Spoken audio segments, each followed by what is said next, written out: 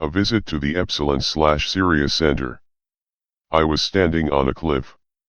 Not a pristine place, but something of an inner city lot, but still seemingly a bit out of the way from people, perhaps just outside the industrial zone. I was looking skyward for UFOs, and a wind was blowing. The wind blew my hat off and I began to chase after it down a hill. It came to a chain-link fence that had large black dogs behind it. The hat almost went under the fence, but I was able to retrieve it. Then I noticed that something else which I believed was under my hat, a stick, thick as a bat but about a foot long, like a tree branch, it had rolled under the fence and suddenly a white goat grabbed the stick and took off into the compound behind the fence. I then made my way around to knock on the door of the house to ask permission to go in their backyard and retrieve my stick, which I was still thinking of as a hat even though I had that with me. As I entered the house I found that it was actually a restaurant and there were people in line waiting to order. So I stood in line behind them. One of the people was Christine Weisberger, a former next-door neighbor. I began talking to her and she told me that her dad was breaking her bones in the video game Mortal Kombat. I replied that I hadn't played in years and wished I had kept up with it since I'd like to challenge him in that game.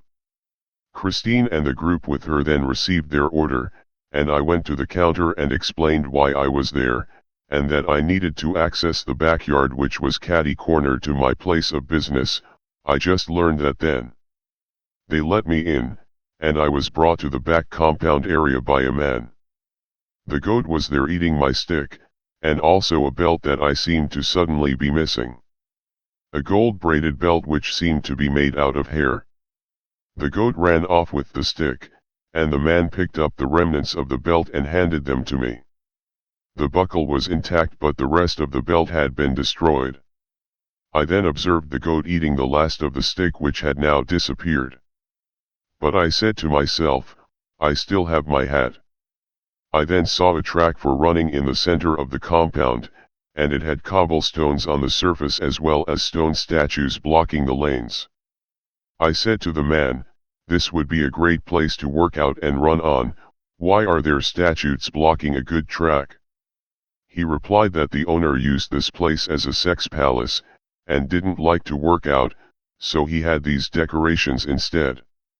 The man then answered a cell phone, and as we were walking up the steps to leave I heard him say, I'm going to leave this place, Epsilon, and go to Sirius. It seemed to be a threat or something, akin to what a disgruntled employee might say.